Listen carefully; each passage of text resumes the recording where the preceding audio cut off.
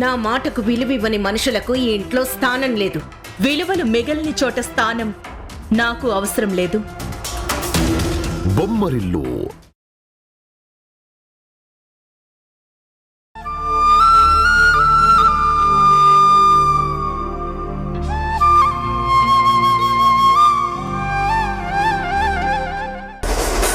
మాలాంటి వాళ్ళతో పరిచయాలు పెంచుకుంటే అవసరాలకి ఆదుకుంటాం. ఈ సర్దుబాటు అన్నమాట నాకు బాగా నచ్చిందండోయ్. మీరు చాలా సిన్సియర్ వర్కర్లా, మంచి వాళ్ళలా కనిపిస్తున్నారు. మీలాంటి వాళ్ళకి సాయం చేయడం నాకు చాలా తృప్తిగా అనిపిస్తుంది. చూడండి, మీకు ఏ అవసరం ఉన్నా నన్ను అడగడానికి మొహమాట పడకండి.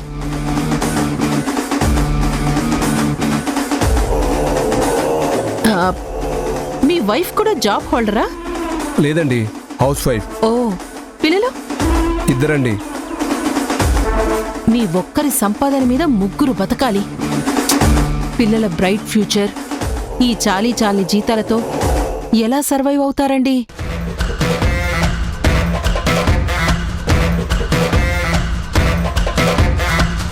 మీకు ఏ అవసరానికైనా ఈ శక్తి ఉందని మర్చిపోకండి.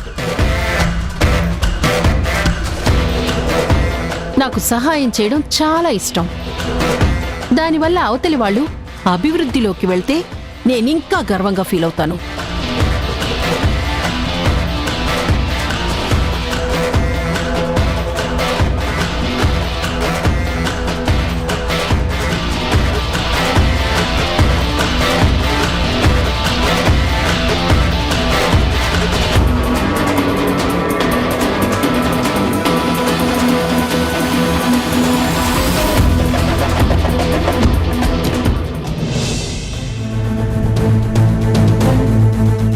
ఈవిడేంటి అవసరాలకు సాయం చేస్తాను, మొహమాట పడకుండా అడగండి అంటుంది. తన అవసరాలు తీర్చుకోవడానికి నన్ను అవసరం ఉంటే అడగమంటుందంటే ఇందులో ఏదో మతలబ్ ఉంది.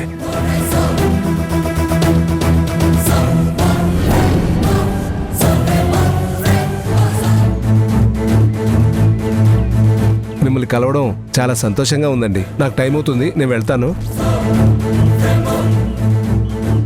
వెయిటర్, 3 టీలు. అరే, మీరివ్వడం ఏంటండి? ఆఫర్ చేసింది నేను. అలవాటు నాదండి, మీరు నా గెస్ట్లు, మీరివ్వడం ఏంటి? నో, నేనిస్తాను. నో, నాకు నచ్చదు. నేనే ఇస్తాను. తీసుకోరా, బ్యాలెన్స్ సాయంత్రం తీసుకుంటా అని చెప్పు మీ సేటుకి. Okay sir.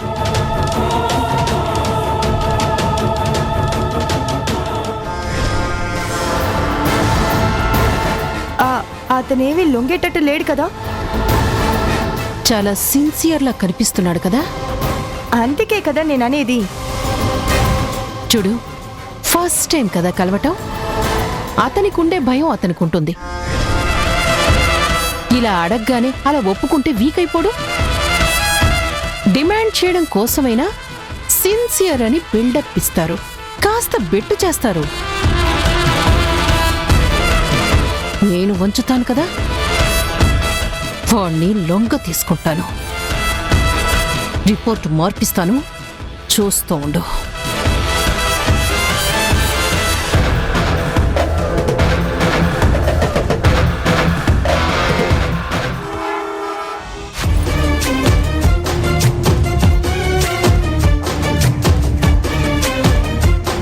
ఈ ఫిగర్ నన్ను చూసి ఇంప్రెస్ అయినట్టుంది. అందుకే స్పెషల్గా బాయ్ అని చెప్పి మరీ వెళ్ళింది. దీన్ని ట్రాప్ చేస్తే అటు మధుని దెబ్బతీయటానికి, నా టార్గెట్ రీచ్ అవడానికి రూట్ అవుతుంది.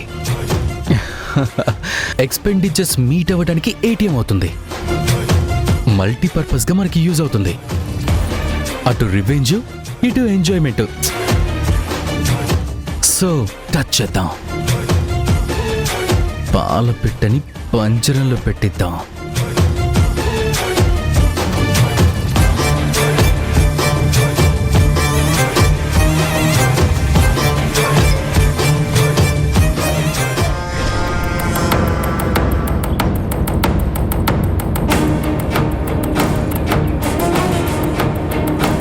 నా నంబర్ ట్రేస్ చేసి నాకు మెసేజ్ పెట్టాడంటే ఇంప్రెస్ అయ్యి ఇంట్రెస్ట్ చూపిస్తున్నాడన్నమాట. సో యాపిల్తో టచ్లోకి వెళ్ళిపోదాం.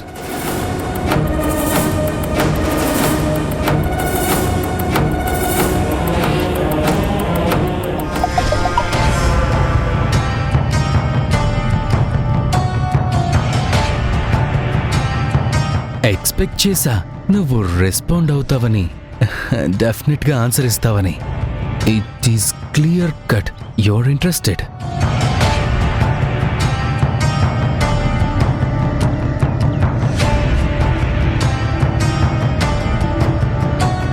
కాల్ చేద్దాం.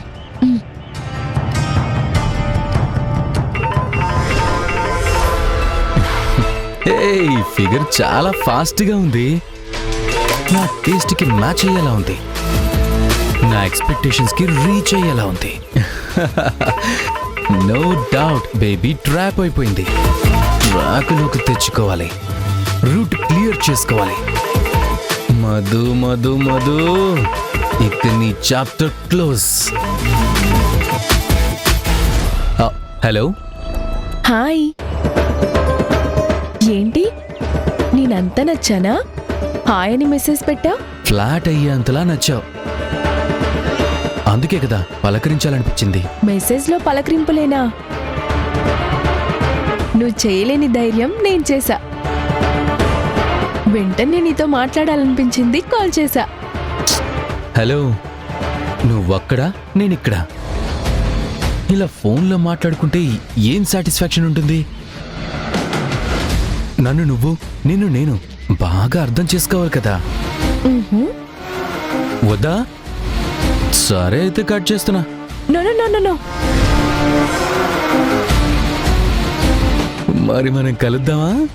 ష్యూర్. ఫ్రీ టైం చూసి నేనే మెసేజ్ చేస్తాను. ఎందుకు? కాల్ చేసి మాట్లాడు. నువ్వు ఎప్పుడంటే అప్పుడు, ఎక్కడంటే అక్కడ రెక్కలు కట్టుకొని వాలిపోతాను. నీ కాల్ కోసం ఎదురు చూస్తూ ఉంటాను. ష్యూర్. నేను తప్పకుండా టైం చూసి కాల్ చేస్తాను. నువ్వు మిస్ చేయకుండా రావాలి.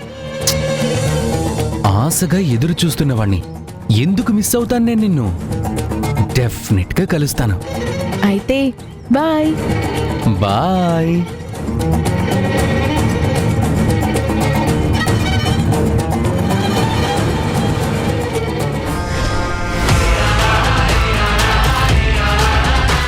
వచ్చేసింది, పూర్తిగా గ్రిప్లోకి వచ్చేసింది. ఇక నా విశ్వరూపం మెల్లగా మెల్లగా ప్రజెంట్ చెయ్యాలి.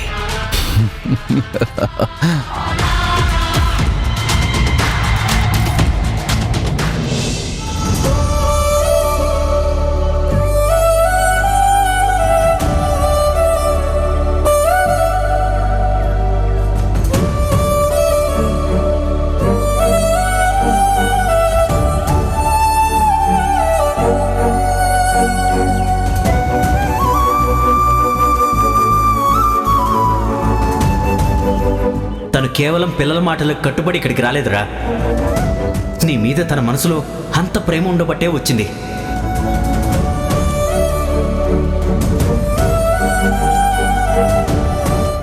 జననికి సారీ చెప్తే బెటర్ ఏమో అనిపిస్తుంది.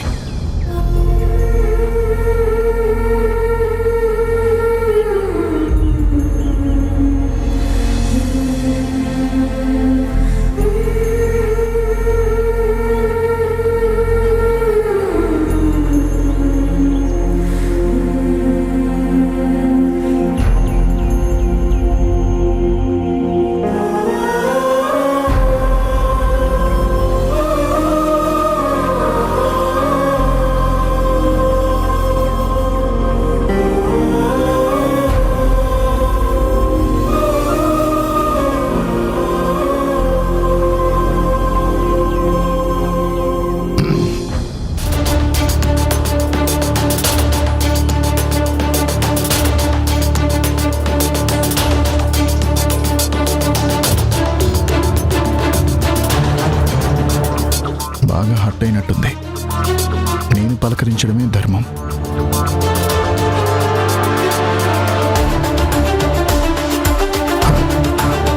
జనని, ఏంటి? అది కాఫీ కోసం వచ్చాను. నన్ను అడగడం దేనికి? ఇందాకే చేసి ఫ్లాస్క్లో పోసాను. వేడిగానే ఉంటుంది, పోసుకొని తాగొచ్చు. జనని, ఒక్క నిమిషం.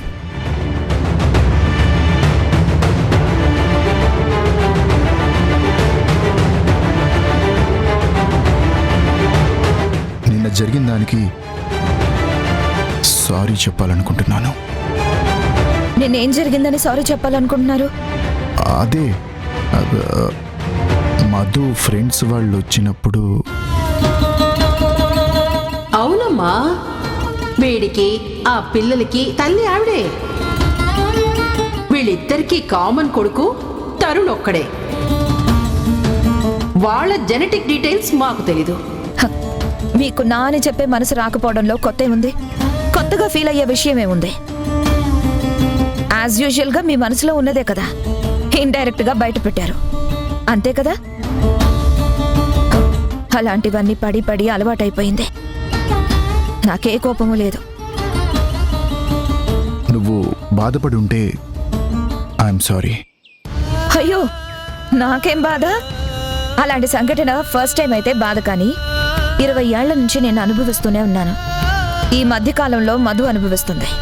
కొత్తగా ఫీల్ అవ్వడానికి, హట్ అవ్వడానికి ఏముంది? సారీ చెప్పడాలు ఎందుకు? డాక్టర్ గుణశేఖర్ గారి మనసులో, శ్రీమతి శ్రీ శక్తి గారి మనసులో ఉన్న అభిప్రాయం అదే కదా. వారు అన్నారు, మీరు ఖండించకుండా సమర్థించినట్టుగా మౌనం వహించారు, నిజాన్ని బలపరిచారు. దానికి మేమెందుకు బాధపడతాం? తప్పుగా అర్థం చేసుకుంటున్నావు. నాకు చేతనైంది అదే కదా. మీలాగా గొప్పగా ఆలోచించే శక్తి నాకు లేదు. మీ అక్కగారిలాగా విశాల హృదయం లేదు, మీలాగా సహృదయం లేదు. అలాంటప్పుడు అంతకన్నా మెండుగా ఎలా అర్థం చేసుకుంటానని అనుకున్నారు? అది కాదు. ఇంకేం చెప్పొద్దు.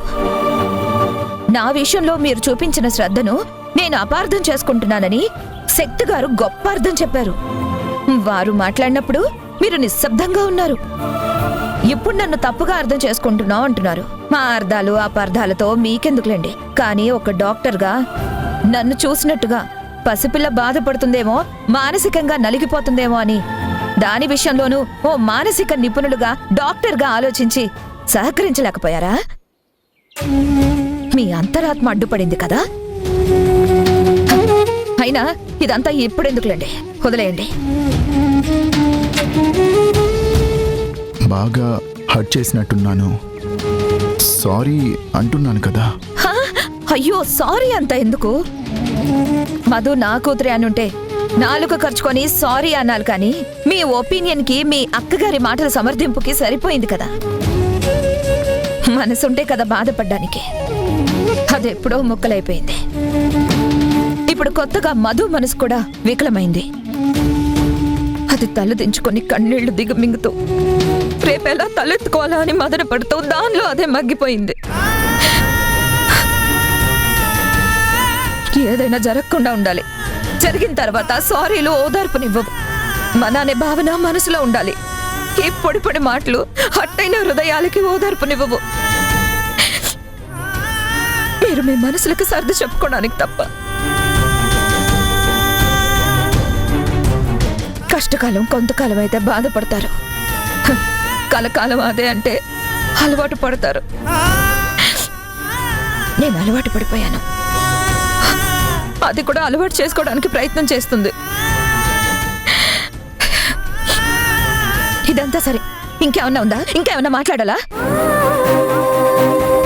పిల్లల క్షేమం కోసం మనసు ఆరాటపడుతుంది. వాళ్ళ సంతోషాల కోసం ఎదురు చూస్తున్నాను.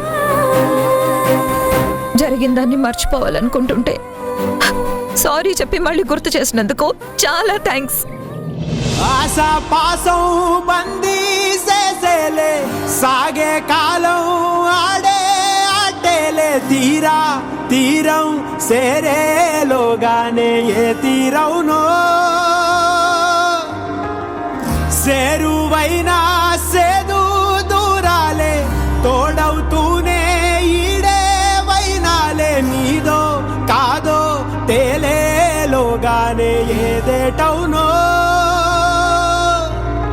ఆటు పోటు గుండె మాటుల్లోనా సాగేనా. జర్నీ దీంతో ఫేస్ కవర్ చేసుకో.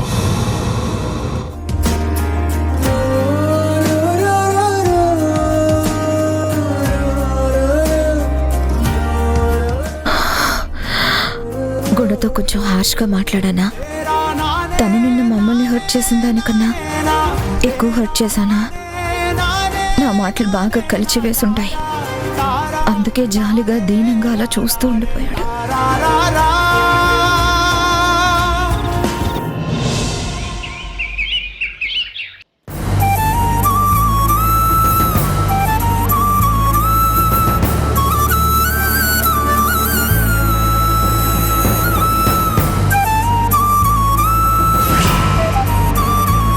కరెక్ట్ ఆన్సర్ చూసి టిక్ చేయి. ఎవరు నా గురించి ఇలా బ్యాడ్ చేయాలని చూస్తున్నారు? అలా బోర్డు మీద పెట్టి వాళ్ళు పొందే హ్యాపీ ఏంటి? నన్ను ఇన్సల్ట్ చేస్తే వాళ్ళకు వచ్చే లాభం ఏంటి? అసలు ఎవరు చేసుంటారు? ఎందుకు చేసుంటారు?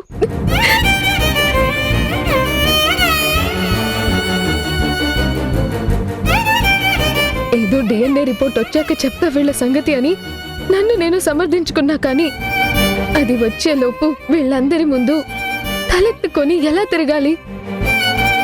ఎవరి వైపు చూడాలన్నా భయం వేస్తుంది. ఈ పని చేసిన వాళ్ళెవరో ఎప్పుడో ఒకప్పుడు బయటపడకపోరు. అప్పుడు చెప్తా వీళ్ళ సంగతి.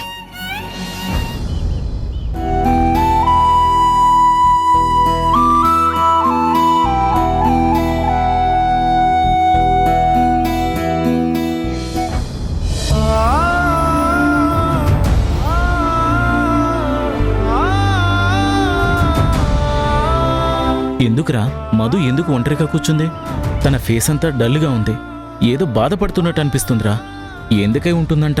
రే ఏంట్రా, కాలేజీలోనే ఉన్నావు కదా, నిన్న జరిగిందంతా తెలుసు కదా. ఎవరో ఎందుకో తెలియదు కానీ మధు డాడీ విషయంలో చాలా తప్పుగా నోటీస్ బోర్డు మీద డిస్ప్లే చేశారా. పాపం రా, మధు చాలా ఫీల్ అవుతున్నట్టుంది. చాలా దారుణం రా. ఎవరో ఇంటెన్షన్గా చేసినట్టున్నారు. మధు చాలా హట్ అయినట్టుంది. ఇలాంటి టైంలో ఒక ఫ్రెండ్గా కన్సోల్ చేయడం బెస్ట్ రా. రే నువ్వు కన్సోల్ అంటున్నావు కానీ మధు తప్పుగా అనుకుంటే, వెక్కిరించడానికి వచ్చావనుకుంటే? చచ్చా, అలా ఎందుకు అనుకుంటుందిరా? బోర్డు మీద రాసింది ఏంటి అని మళ్ళీ అడగను కదా. అందరిలా వెక్కిరించను కదరా.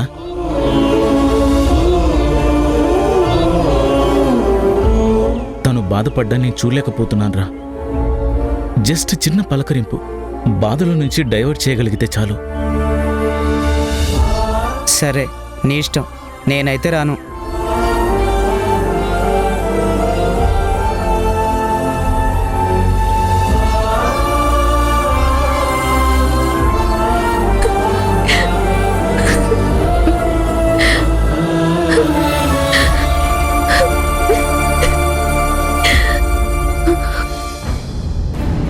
వీడికి వీడి మూడే కానీ నా బాధ అర్థం కాదా?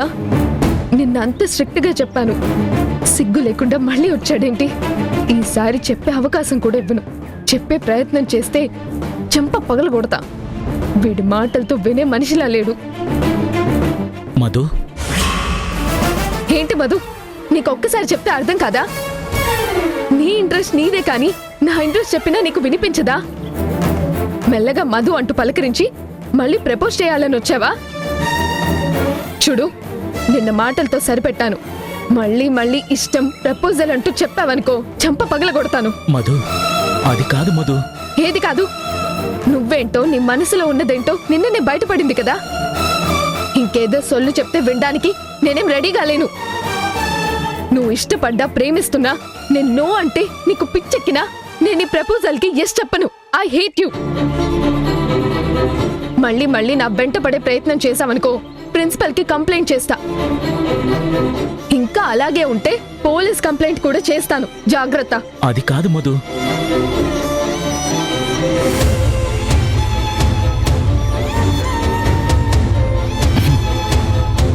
ఏదో బాధలో ఉంది కన్సోల్ చేద్దామని వస్తే కన్సిడరేషన్ లేకుండా మాట్లాడుతుందేంటి? నోటీస్ బోర్డు ఇన్సిడెంట్ వల్ల బాగా ఫ్రస్ట్రేట్ అయినట్టుంది. వాడు చెప్పినట్టు మధు నన్ను మిస్అండర్స్టాండ్ చేసుకున్నట్టుంది. ఛా!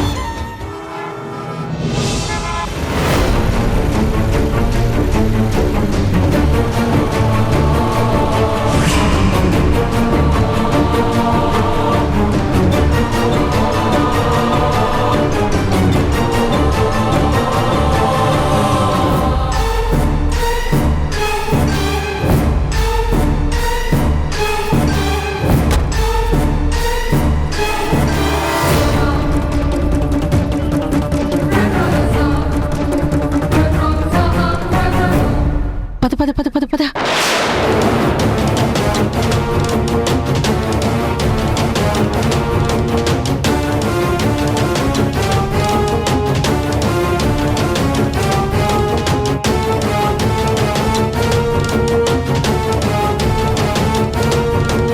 అంటే ఇదే ఆ సుదర్శన్ గాడి ఆఫీస్ అన్నమాట.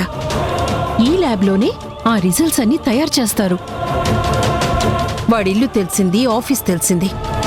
అక్కడో ఇక్కడో లేకపోతే ఈ రెండింటి మధ్య ఎక్కడో అక్కడ వీడిని ట్రాప్ చేయాలి. మన పని ముగించుకోవాలి.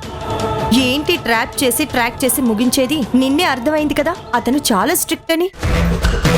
నేను చెప్పానుగా, ఏదో ఒక వీక్నెస్ ఉండకపోదు అని. దాన్ని నొక్కితే చాలు. నువ్వు అపశకునాలు, అనుమానాలు ఆపేసి జస్ట్ నన్ను ఫాలో అవ్వు. నేను పని ఫినిష్ చేస్తాను. అది కాదు శక్తి, నాకెందుకో అతను హెల్ప్ చేయడని గట్టిగా అనిపిస్తోంది. నువ్వు ఆరాట పడటవే గాని పని అవ్వదనిపిస్తోంది. ఇదే ఈ మాటలే వద్దన్నాను. వాడు కాకపోతే ఇంకొకడు. వాడొక్కడే కాదుగా ఈ ఆఫీసులో ఉండేది.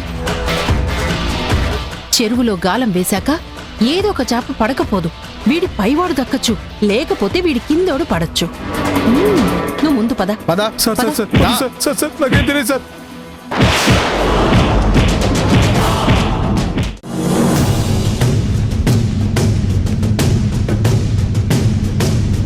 డాడీ, ఫస్ట్ ఎయిడ్ కిట్ ఎవరో ఎక్కడో పెట్టారు, కనిపించడం లేదు. రక్తం అలా కారిపోతుంది. ఏదన్నా పెట్టి తుడిచేయచ్చు కదనే.